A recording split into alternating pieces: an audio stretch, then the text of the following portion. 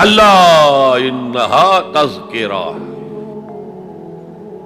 یہ لفظ بہت اہم ہے، تذکرہ، ذکرہ، تذکیر، فذکر بالقرآن، کیا معنی ہے اس کے؟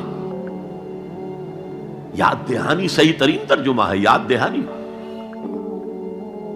ایک ہے کسی کو کچھ سکھانا، نئی بات سکھانا، ایک ہے یاد دہانی، اسے ایک چیز معلوم تھی کوئی بھول گیا، یاد کرانا۔ جیسے آپ کے کسی دوست نے آپ کو بہت قیمتی قلم دیا تھا، آپ نے اسے بہت سنبھال کر اپنے ٹرنک میں رکھ دیا، اب سال ہا سال ہو گئے، نہ دوست سے ملاقات نہ وہ یاد، اچانک آپ نے کسی روز ٹرنک کھولا اور وہ قلم آ گیا، تو آپ کو دوست یاد آ جائے گا کہ نہیں؟ اسی لیے قرآن آفاق و انفس کے لیے آیات کہتا ہے، ہم اپنی آیات دکھائیں گے تمہیں، نشانی جس کو دیکھ کر تم ہمیں پہچانو گے۔ اور تذکرہ کا مطلب کیا ہے؟ پوٹینشلی ایمان ہر انسان کے دل میں موجود ہے، یہ جو روح جو ہمارے قلب کی مسکن نکین ہے، اس میں اللہ کی معرفت بھی ہے، اللہ کی محبت بھی ہے، البتہ ذہول کے پردے پڑ گئے ہیں، بھول اور نسیان طاری ہو گیا ہے، ہم دنیا ہی کے اندر گم ہو کر رہ گئے ہیں، ہماری ساری دلچسپیاں دنیا سے ہیں، لہذا ہماری توجہ ہی نہیں ہے، ورنہ ہر انسان کے دل میں یہ جو یہاں ہندوستان میں کہتے ہیں آتما اور پرماتما، آتما اور پرماتما کا تو تعلق بہت گہرا ہے، ابتدا میں بنا دی گئی تھی ارواح، جب ہم سب کے سب تمام انسان آدم سے لے کر اور تا قیامت جو انسان آئے گا دنیا میں، ان سب کی ارواح پیدا کر دی گئی، اور پوچھا گیا الستو بربکم قالوا بلا، یاد ہے؟ لہذا یہ تذکرہ ہے، یہ یاد دہانی ہے، تمہارے اندر موجود ہے، اللہ کی معرفت بھی موجود ہے، اللہ کی محبت بھی موجود ہے، لیکن کلا بل ران علی قلوبہم ما کانوا یعملون، ان کے دلوں پر زنگ آ گیا ہے اب ان کے اعمال کی وجہ سے، شیشہ جو ہے وہ زنگ آلود ہو گیا۔ حضور نے فرمایا ان هذه القلوب لتصدع كما يصدع الحديد اذا اصابه الماء، ان دلوں پر بھی زنگ آ جاتا ہے جیسے کہ لوہے کے اوپر پانی پڑتا رہے تو اس کو زنگ آ جاتا ہے۔ پوچھا گیا فما جلاؤها یا رسول اللہ،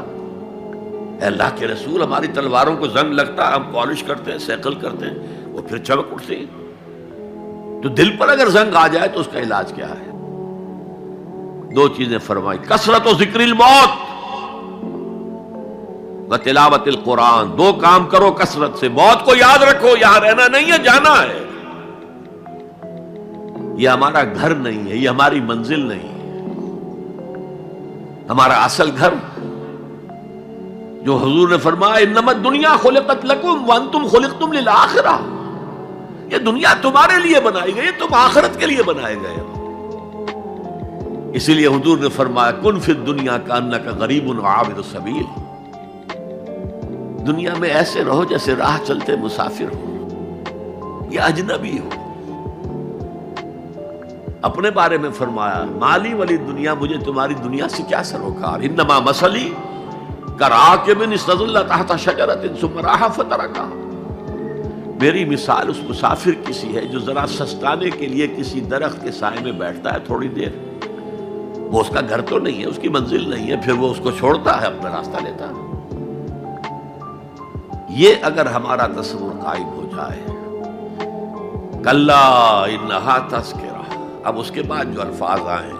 فی صحف مکرمۃ مرفوعۃ مطہرۃ بایدی سفرۃ کرام بررہ، یہ جو قرآن ہے، جو تذکرہ ہے، یہ بڑے ہی انتہائی پاکیزہ صحیفوں میں ہے، فی صحف مکرمۃ، بڑے باعزت، مرفوعۃ مطہرۃ، مرفوع بلند اور انتہائی پاک، بے ایدی سفرۃ، یہ کن کے ہاتھوں میں ہے؟ لکھنے والے وہ فرشتے، بے ایدی سفرۃ کرام بررہ، جو نہایت باعزت ہے، بہت وفادار ہے اللہ کے۔ یعنی اصل قرآن کہاں ہے؟ لوح محفوظ میں ہے، اصل قرآن کہاں ہے؟ ابھی اگلی اب جو پڑھیں گے ہم، کتاب مکنون، چھپی ہوئی کتاب کے اندر ہے۔ اصل قرآن کہاں ہے؟ وَإِنَّهَا لَفِي أُمِّ الْكِتَابِ لَدَيْنَا لَعَلِيٌّ عَظِيمٌ، یہ تو اس ام الکتاب میں جو ہمارے پاس ہے بہت بلند ہے اور بہت عظمت والا ہے۔